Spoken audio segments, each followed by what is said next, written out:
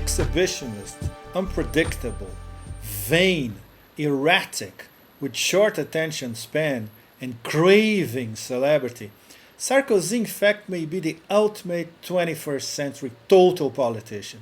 The 2008 US presidential election already happened, sort of. Where? In France in 2007. Barack Obama in France was a woman, Ségolène Royal. She was young, she didn't have a lot of experience, and she was running a campaign with basic mottos, hope and change. Hillary Clinton was Dominique Strauss-Kahn, very well connected, old school Socialist Party, former minister, but he was basically old school. So Ségolène got the nomination by the Socialist Party to fight against the right. The problem is afterwards, they made a crucial strategic mistake. The Socialist Party did not really rally behind Ségolène. She was always complaining while she was campaigning. She was running against her own party. So what happened on the other side, on the right? Nicolas Sarkozy, he was also young. He had a lot of experience. He had been the top cop of France, among other important posts. He rallied the right early on. He was young and extremely ambitious, and basically he has his own court, what they call the Sarkozysm, his own current and his own cosmology, vision of the world, and they all rallied behind him. He managed to convince the other big wigs of the right to rally behind him, even people who were in favor of Jacques Chirac, the former French president. He managed to get most of the votes of the extreme right, the National Front, I would say fascistic organization conducted by Jean-Marie Le Pen, and he won the election hands down, handsomely. But afterward, what happened? Oh, it all went downhill.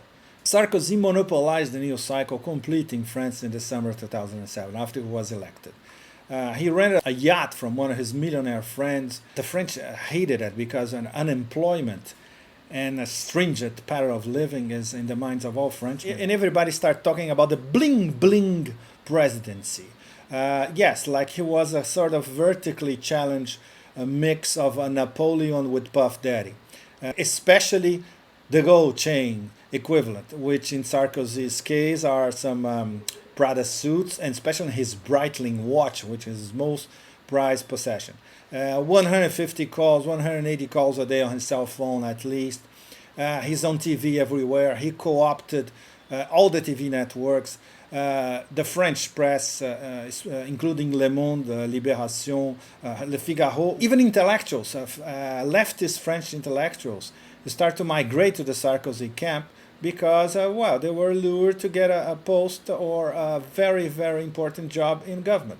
And he went back to the US for the UN Assembly in New York, where he coined what may be the definitive neocon motto: the Iranian bomb or the bombing of Iran. He was sounding like John McCain at the time. He still does, because he views Iran as an absolute threat. And Ahmadinejad is a sort of new Hitler, just like the neocons in the US.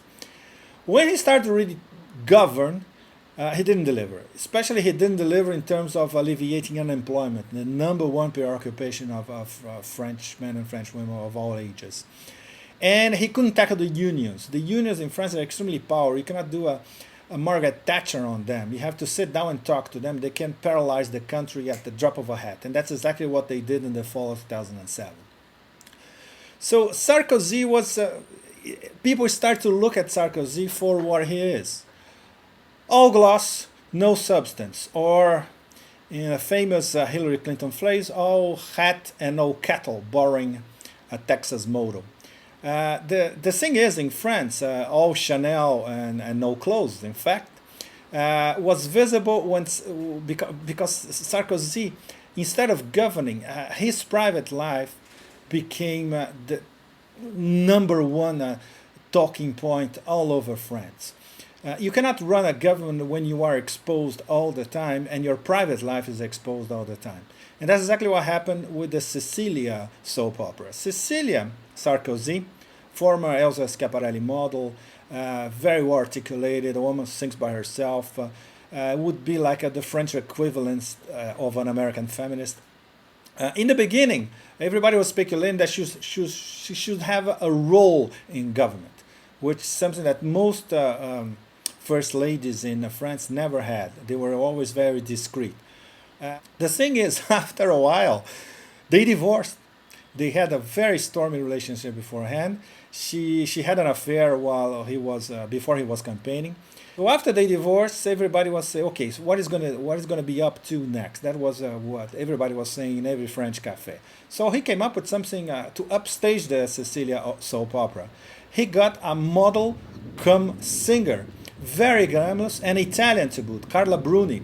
He took her on a trip to Luxor and then Petra in Egypt, followed by 400 paparazzi. Every French woman can follow the story live, practically, the Sarkozy's affairs, and the rest of Europe for that matter. So they finally got married.